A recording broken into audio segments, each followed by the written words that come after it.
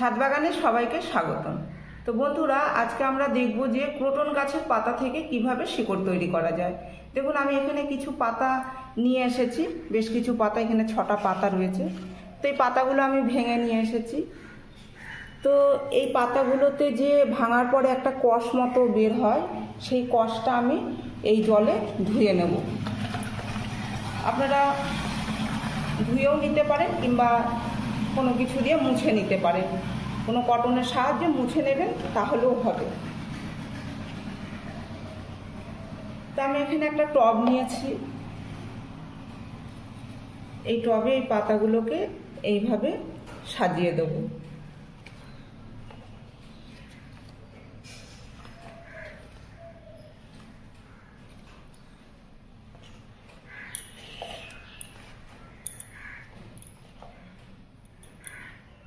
এইভাবে রেখে এতে জল দিয়ে দেবো।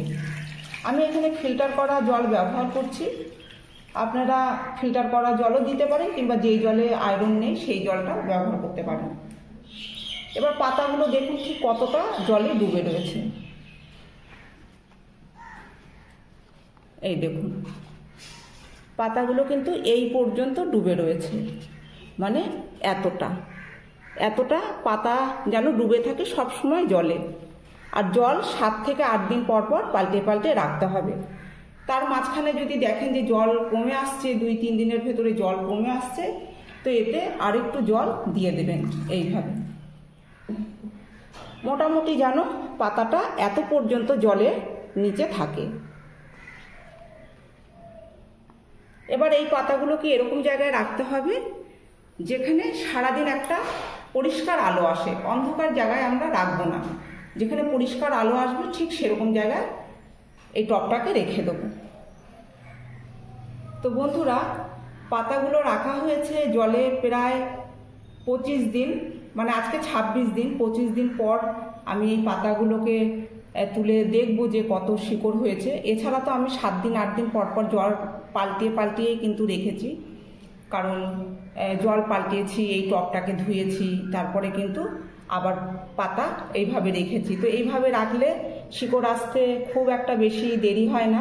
তবে শিকড় যে বের হয়েছে এখানে, এই যে দেখুন, এতে যে শিকড় বের হয়েছে, তো আজকে প্রায় 26 দিন।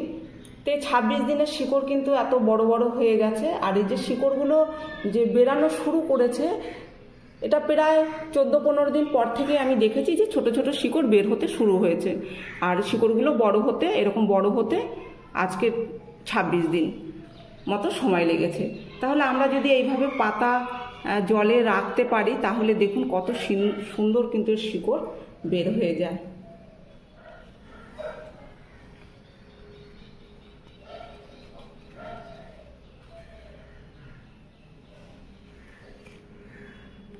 প্রত্যেকটারই কিন্তু শিকড় খুব ভালো বড় হয়েছে।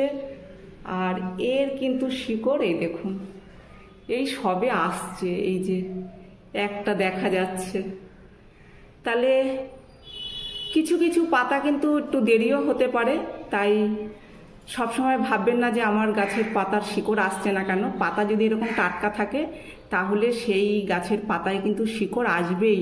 আর যদি শিকড় না আসার থাকে তাহলে দেখবেন 1 সপ্তাহের ভেতরেই পাতাগুলো পচে যাচ্ছে। তো এইভাবে আপনারা জলে রাখুন, রেখে শিকড় বের করুন, তারপরে মাটিতে বসালেই কিন্তু এর থেকে সুন্দর একটা গাছ তৈরি হয়ে যাবে। তাহলে দেখেছেন তো কত সহজেই কিন্তু এর পাতা থেকে শিকড় তৈরি করা যায় আর সুন্দর নতুন নতুন গাছ তৈরি করা যায়।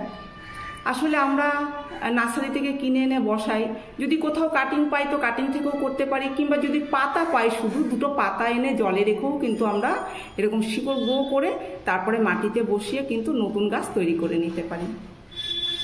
তো এই ছিল আজকের ভিডিওটি এখানেই শেষ করছি। যদি ভিডিও ভালো লেগে থাকে তাহলে একটি লাইক করবেন, কমেন্ট করে জানাবেন আর এই চ্যানেলটিকে সাবস্ক্রাইব করবেন।